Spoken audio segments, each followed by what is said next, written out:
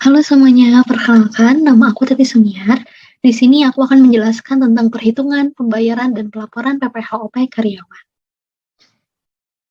Nah, di sini ada dasar hukum. Yang pertama adalah Undang-Undang Nomor 36 Tahun 2008 tentang Pajak Penghasilan.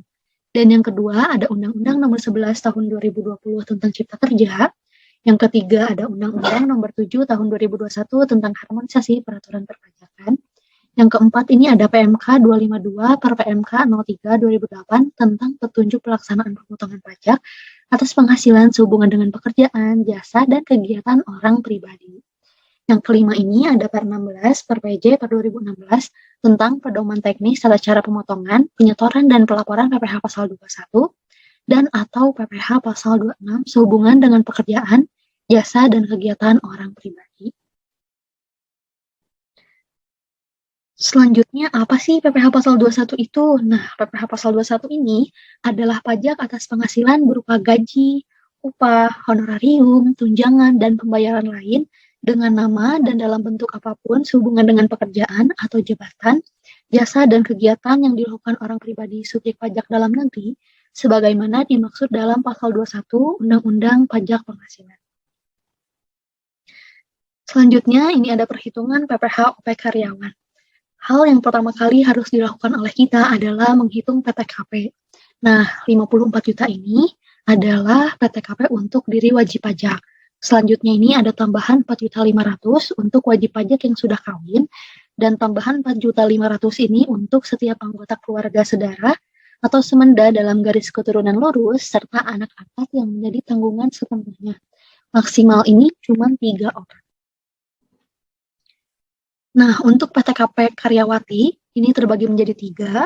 Yang pertama ini ada yang kawin. Nah, yang kawin ini hanya untuk diri sendiri, dan yang kawin tapi suaminya tidak berpenghasilan, ini menanggung untuk diri sendiri, status kawin dan tanggungannya maksimal 3 orang. Serta yang ketiga ini ada 3 tidak kawin, ini menanggung untuk diri sendiri dan tanggungan maksimal 3 orang. Dan untuk karyawati yang sudah kawin tapi suaminya tidak berpenghasilan, ini wajib menunjukkan keterangan tertulis dari pemerintah daerah setempat bahwa suaminya tidak menerima atau memperoleh penghasilan. Selanjutnya ada tarif. Tarif di sini terbagi menjadi 2. Ada yang berdasarkan Undang-Undang Nomor 36 Tahun 2008 Pasal 17 Ayat 1 dan tarif berdasarkan Undang-Undang Nomor 7 Tahun 2021 Pasal 17 Ayat 1 yang sudah diubah. Nah, untuk tarif Undang-Undang Nomor 7 Tahun 2021 ini baru berlaku mulai 1 April tahun 2022.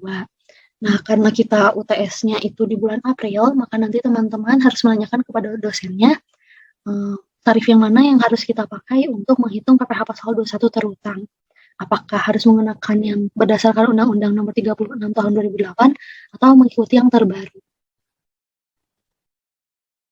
Nah, untuk perhitungannya, ini yang pertama kali harus dilakukan adalah menambahkan gaji, tunjangan, dan premi asuransi yang dibayar pemberi kerja, lalu nanti dikurangi dengan biaya jabatan, ini sebesar 5% dari penghasilan bruto, yang maksimalnya cuma 6 juta per tahun atau cuma 500.000 per bulan.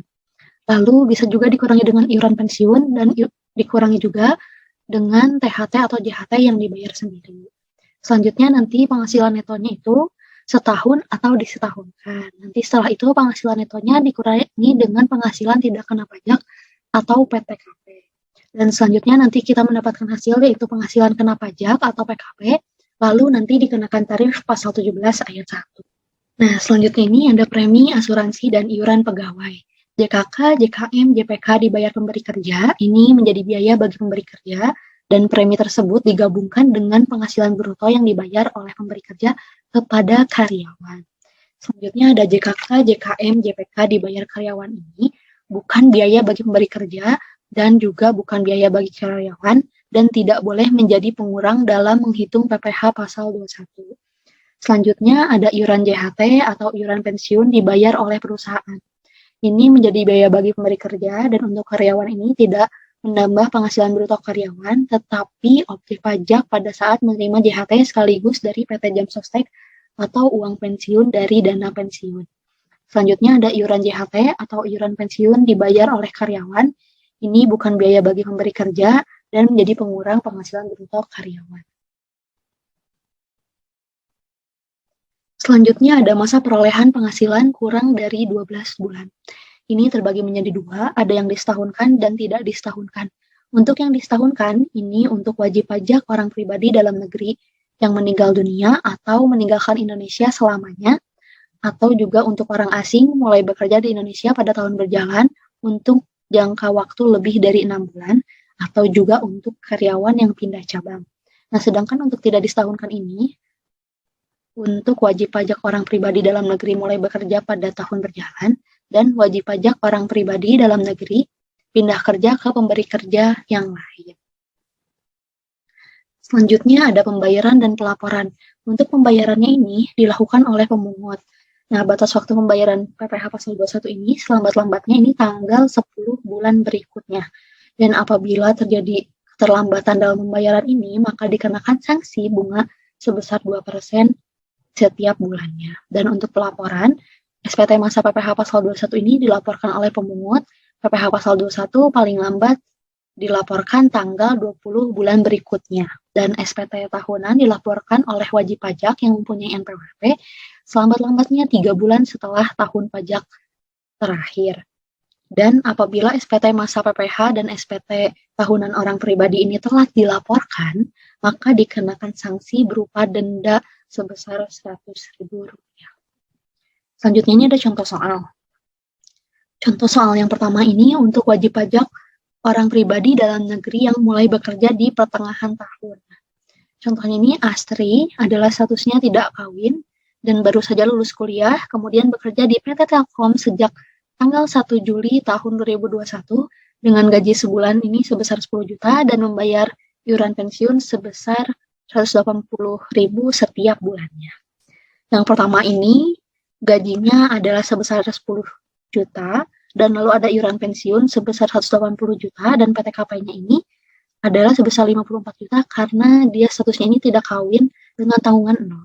Maka perhitungannya yang pertama ini ada gaji sebesar 10 juta, pengurangnya ada biaya jabatan, ini 5% dikali penghasilan bruto yaitu 10 juta, maka mendapatkan hasil 500.000 dan iuran pensiun sebesar 180 juta.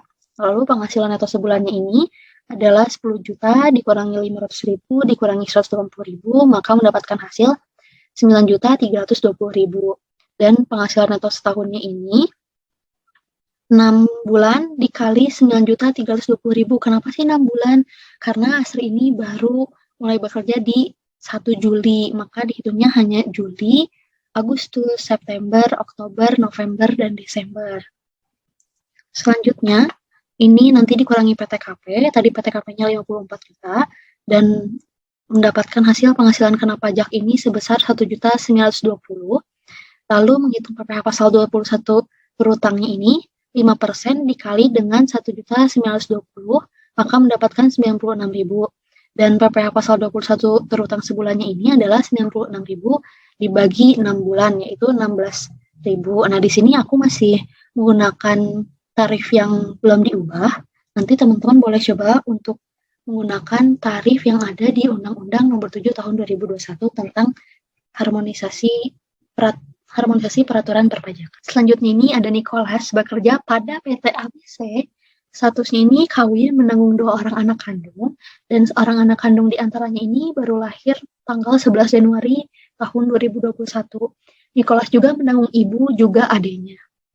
Nah, pada Juni tahun 2021, PT ABC ini membayar gaji pokok sebesar 10 juta, ada tunjangan transport sebesar 350.000, dan ada juga tunjangan makan sebesar 350.000. Lalu ada premi asuransi kematian yang dibayar oleh perusahaan, ini sebesar 120.000, dan Nicholas juga membayar sendiri iuran jaminan hari tua sebesar 110.000. Nah, selanjutnya ini pada bulan Juli 2021, Nicholas ini mendapat penghasilan yang sama seperti bulan Juni, tapi ditambah dengan bonus sebesar 12 juta. Maka hitunglah PPh Pasal 21 tiap bulan Juni dan hitunglah PPh Pasal 21 tiap bulan Juli.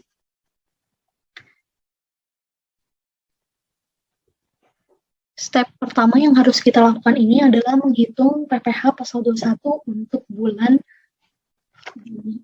Nah, gajinya ini diketahui ada sebesar 10 juta, lalu ada tunjangan transport ini sebesar 350.000, lalu ada tunjangan makan 350.000, dan ada juga premi asuransi kematian yang dibayarkan oleh perusahaan ini 120.000. Maka mendapatkan penghasilan bruto sebesar 10.820.000. Penghasilan bruto ini dikurangi dengan biaya jabatan, yaitu 5% dikali 10.820.000. Diingat-ingat ya teman-teman, bahwa biaya jabatan ini maksimalnya 500.000 per bulan dan 6 juta per tahun. Selanjutnya ada iuran JHT yang dibayar sendiri ini sebesar 120.000. Lalu nanti kita menghitung penghasilan neto. Nah, penghasilan netonya ini adalah 10.820.000 dikurangi 500.000 dan dikurangi dengan 120.000 mendapatkan hasil 10.200.000. Lalu penghasilan neto ini disetahunkan, 10.200.000 ini dikalikan dengan 12, maka mendapatkan hasil yaitu 122.400.000. Dan PTKP-nya ini K2, yaitu untuk dirinya sendiri 54 juta, terus untuk kawin itu 4.500.000, untuk anak yang pertama itu 4.500.000, dan untuk ibunya juga 4.500.000. Sedangkan anak kedua yang baru lahir tanggal 11 Januari 2021 ini tidak masuk ke PTKP karena dia baru lahirnya di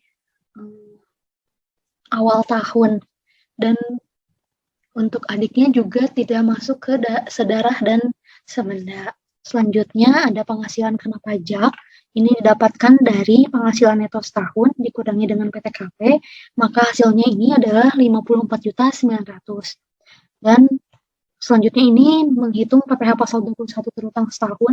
Ini nanti 50 juta dikali dengan 5%, dan 4.900.000 ini dikalikan dengan 15%, mendapatkan hasil 3.235.000. Dan PPh 21 terutang sebulannya ini adalah 3.235.000 dibagi 12 bulan, yaitu sebesar 269.583 setiap bulannya. Dan di sini aku masih menggunakan tarif Undang-Undang Nomor 36 Tahun 2008 tentang pajak penghasilan, pasal 17 ayat 1.